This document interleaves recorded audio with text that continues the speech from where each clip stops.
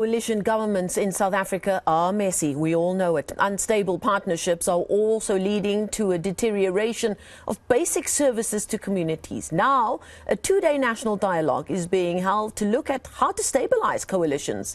It will be led by Deputy President Paul Mashatile and brings together political parties, government and civil society. Our senior reporter Siphamandla Goge is in Cape Town now to bring us the very latest. Now, Siphamandla, a very big task. Some would say it's hopeful. Some might say that they're smoking their socks if they think a dialogue is going to give us some kind of clarity about how to make coalition governments work. Siphamandla, what are we expecting to come out of these discussions? Nothing much for now. This is just a start. It's just the beginning. Political parties realizing that their interests could be threatened by what the electorate will decide next year. If the electorate does not give them the outright majority and the mandate to form the government, they will need to come together and negotiate. So simply put, in this case, let me explain it to you like this. It's a question of political parties protecting their interests to say, guys, if no one of us gets the outright majority, what do we do?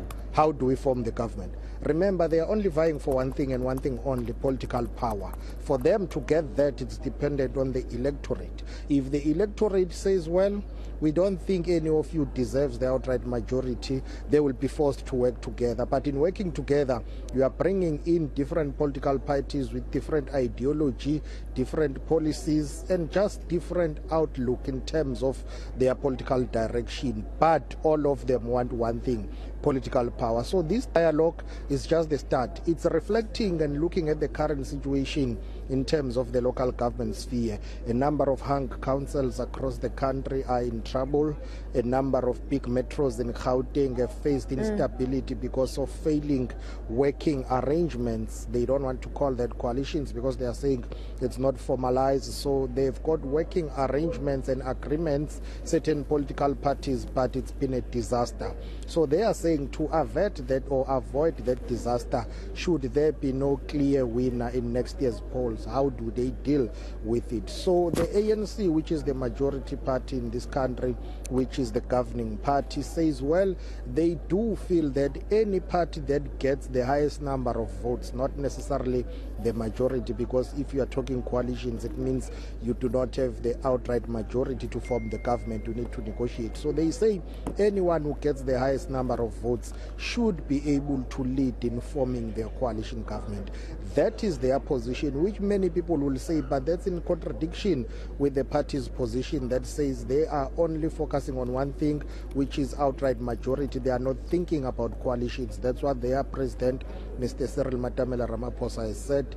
Their Secretary General, Mr. Fikile April Mbalula, has been saying that. The National Executive Committee of the eNCA has been saying, do not think about coalitions, campaign to win the elections. But they came here today at the University of the Western Cape and said, well, we are willing to negotiate with anyone, but there should be a number of values and principles that we must agree on, that we will not compromise on. And one of those is that any party that has got the highest number of votes must lead in forming the coalition government.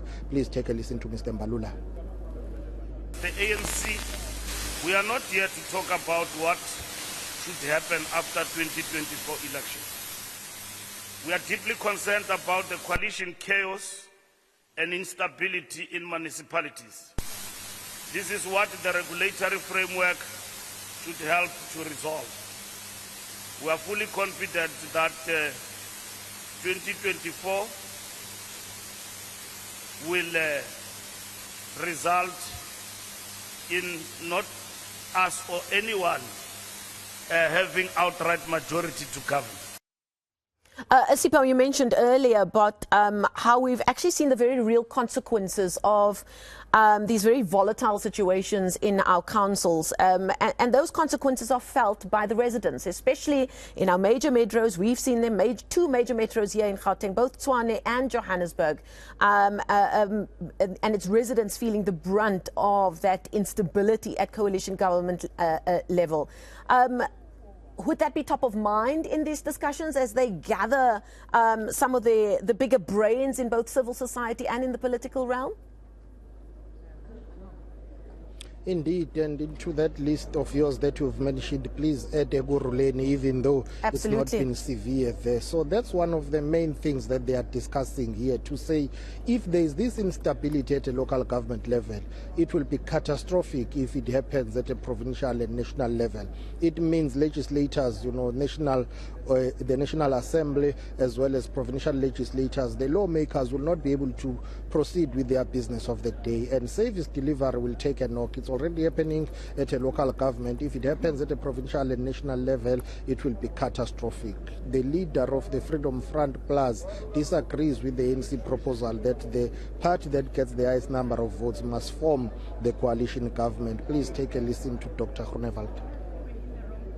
The Freedom Front Plus disagrees that the party that has secured the largest number of votes should be the party to lead the coalition, and the executive positions should be allocated proportionally to the votes obtained by the coalition partners.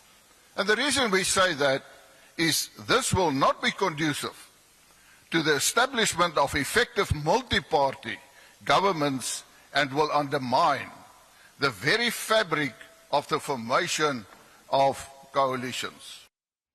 Of course, Sipa, none of these conversations can be looked at without knowing that we've got the big old 2024 national elections looming large, a real test for our democracy coming up. But some might say our democracy has already been tested at these municipal levels, and it's not coming up trumps at the moment. Well, democracy in action, that's what Helen Zille told me earlier on. I'm going to ask my colleague Mario to show you what is happening outside here. Leaders of political parties are on a lunch break for now.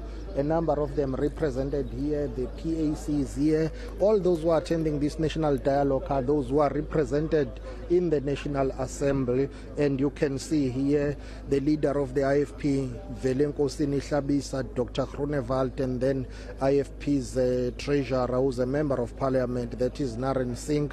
They are also making their way back inside. They were caucusing. There is a lot of negotiation here, caucusing, because different political parties have got various positions and they have to lobby each other. But yes, there are those who are saying the issue of coalition governments, it's simply because the electorate is exercising its right to vote, and then when they vote there is no clear or outright winner with outright majority.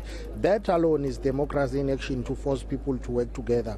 Others are saying yes, there are positives and negatives, simply because if there is no clear outcome, then you have a situation of instability that continues to happen, and the very same people who voted for whatever outcome that would have forced parties to negotiate for a coalition government are the ones who get affected if there is a stalemate, disagreement. But the general call at this dialogue has been all political parties must negotiate for what is in the best interest of the country.